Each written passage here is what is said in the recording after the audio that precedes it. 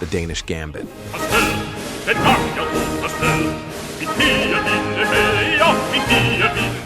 The Danish Gambit is one of the most aggressive openings in all of chess.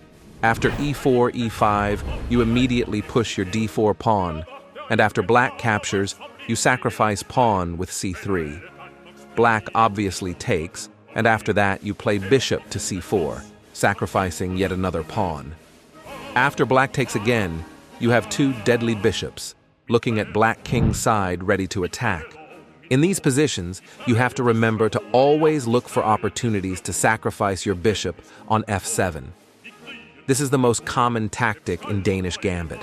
For example, in this non-realistic but possible scenario after black pushes his pawn, you push yours as well. And if he takes it, you can sacrifice your bishop, winning a free queen. In this position, white has a 60% win rate.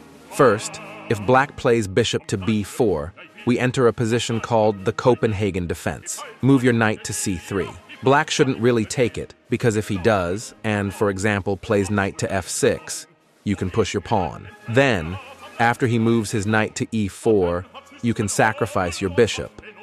Black captures it, and now you fork his king and knight. After taking it, you should easily win this game. However, black won't always take the knight.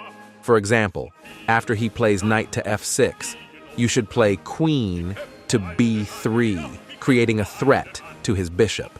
He'll probably trade, since he has a material advantage.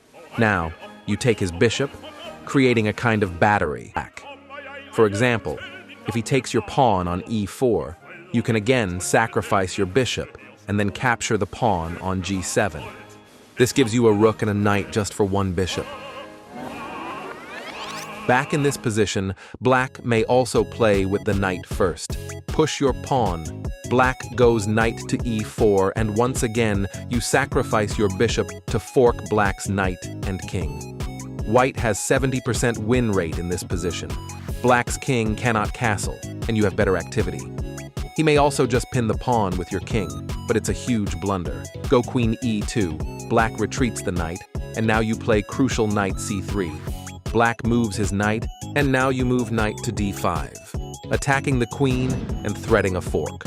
Queen retreats, what leads to a brilliant sacrifice. Knight to f6, pawn takes, you take back what leads to a discovered check. Black covers, you obviously take, and in the end, you just simply grab black's rook with your bishop.